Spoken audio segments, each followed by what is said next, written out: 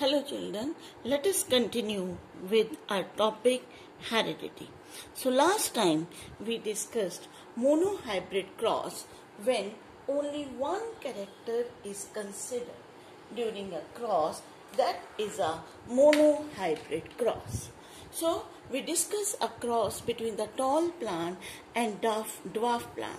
So now we will do the cross with the help of a symbols. So let us represent tallness with a capital T and dwarfness with a small t.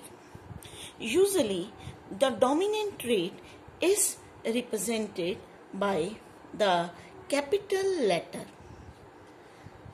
and this recessive trait is represented by the small letter. It is just the conventional way of representing these. So the small letter of the dominant trait, ऐसा नहीं है कि हम dwarf को small d से represent करेंगे. No, it is the tallness is the dominant. So capital T for the tallness and small t for the dwarfness. When tall plant is there, it means, these are always diploid. Chromosomes, they are present in the pair.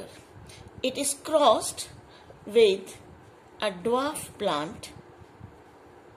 It is represented by TT. So these are parents. So ये हमने words में हमने लिख के उस दिन cross किया था.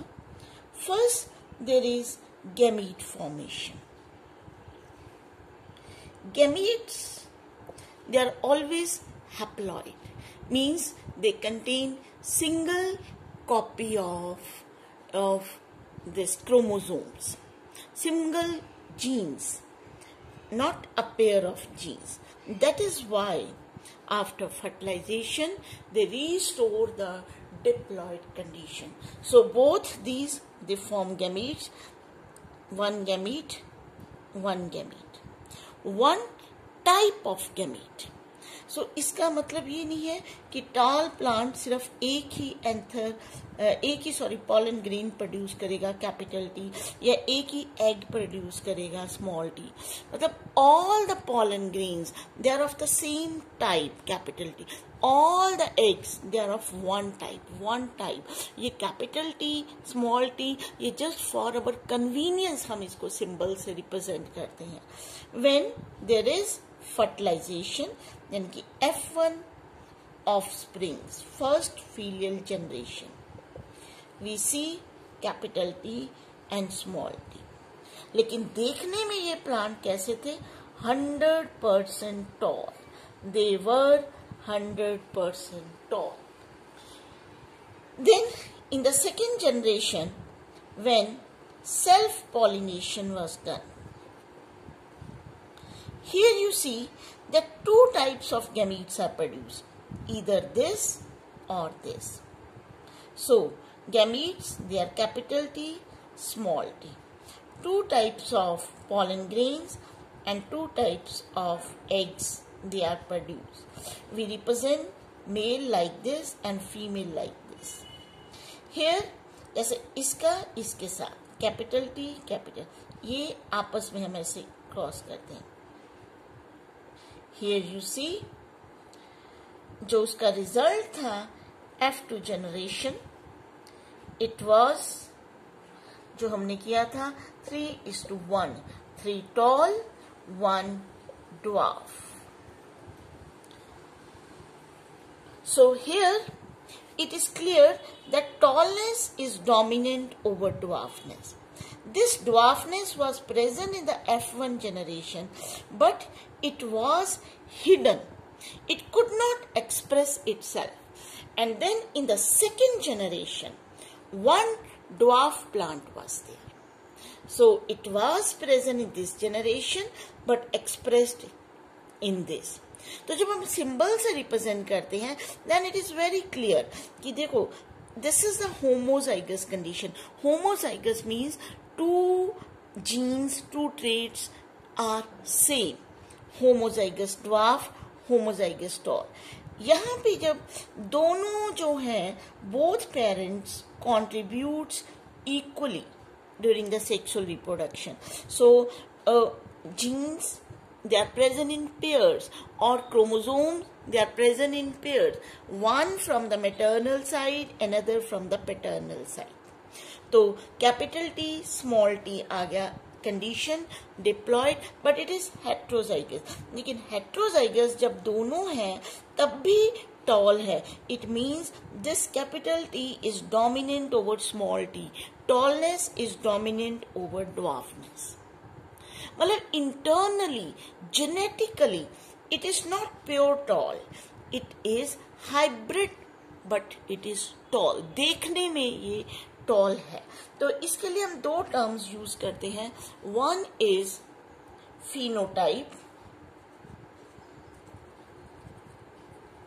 phenotype, external observation, and another is genotype, that is the genetic constitution.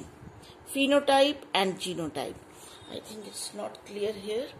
यहाँ पे लिख देती हूँ मैं, phenotype and genotype. So phenotypically देखने में, external observation, this plant is tall, but genotypically it is hybrid tall.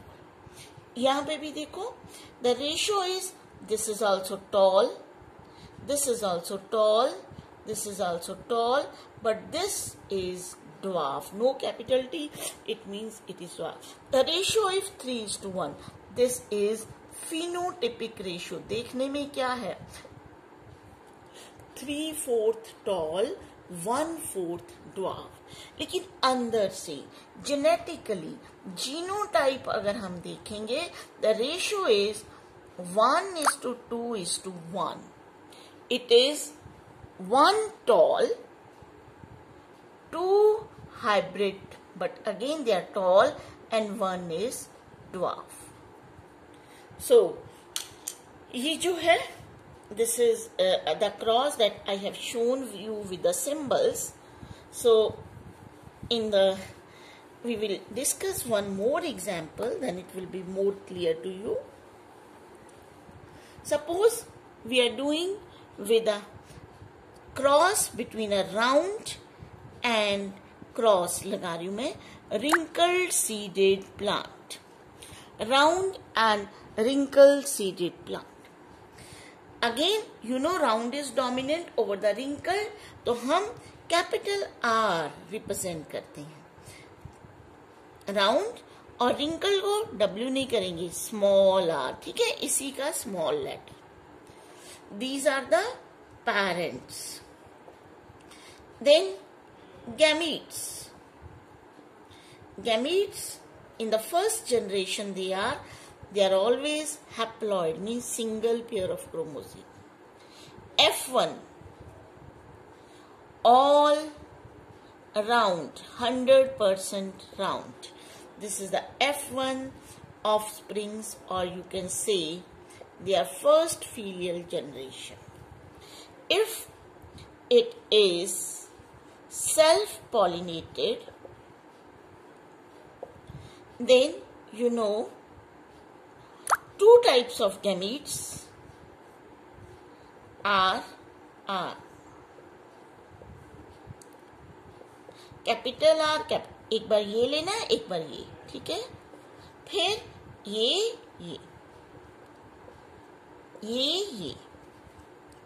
The ratio is 3 round and 1 wrinkled in the F2 offsprings. ये सारा कुछ लिखना है आपने, इसके मार्क्स होते हैं, है ना, ये ऐसे नहीं छोड़ देना सीधा क्रॉस बनाना, ये साइड पे सब कुछ लिखना है। पेरेंट्स क्या हैं, गैमीट्स क्या हैं, F1 ऑफस्प्रिंग, ये सेल्फ पॉलिनेशन, ये male female gamete, F2 offsprings. तो ये 3 राउंड 1 रिंकल, क्योंकि ये भी राउंड ये भी round, why, because capital R is dominant over small r। अगर एक भी कैपिटल R होगा तो it means the plant is round. Here also it is round, and here it is wrinkle. But genetically, genotypically ratio, genotype अगर हम देखें 1:2:1, 1 round, 2 round है लेकिन कैसे हैं, hybrid round, and 1 is wrinkled.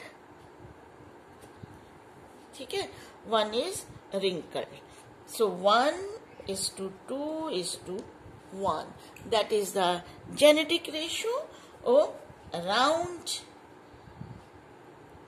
wrinkled, and this is hybrid.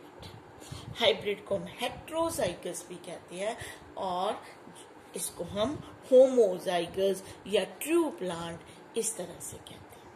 सो ये एक मैंने आपको और एग्जाम्पल दिया. अब आप खुद करोगे. ठीक है, आई एम जस्ट शोइंग. मैंने आपको सिंबल भी नहीं बताऊंगी, आप उसके सिंबल्स भी खुद बना लोगे. ठीक है.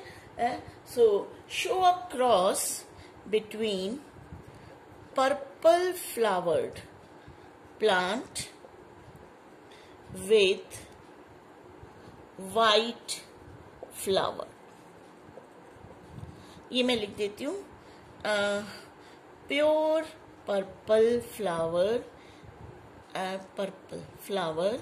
And pure white flower.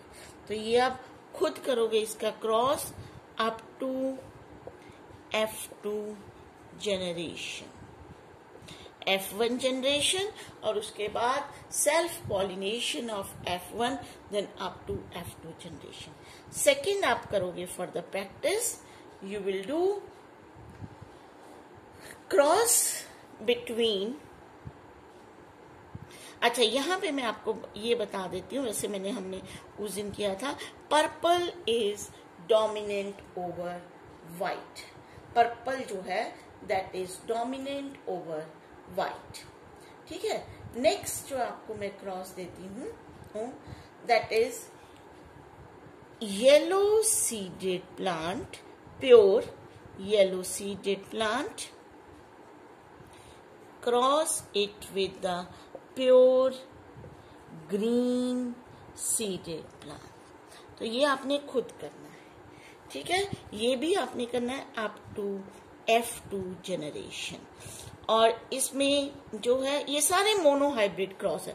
हम एक ही कैरेक्टर ले रहे हैं. जब आप एक कैरेक्टर के साथ प्रैक्टिस करोगे, next time we will do a dihybrid cross, यानी कि दो कैरेक्टर इकट्ठे लेंगे. लेकिन उससे पहले ये आपको जरूर आना चाहिए, तभी आप इसको कर सकते हैं. ठीक है. थर्ड आपको एक मैं देती हूं. सो यहां पे मैं सिंबल आपने अपने आप लिखनी है ना. Pure inflated pot plant with pure constricted pot plants. ठीक है. Here also I am telling you inflated is dominant and constricted is recessive. तो सिर्फ मैंने आपको ये बताया कौन सा डोमिनेंट है, कौन सा रिसेसिव है. तो क्रॉस आप इसको खुद करोगे. Thank you so much.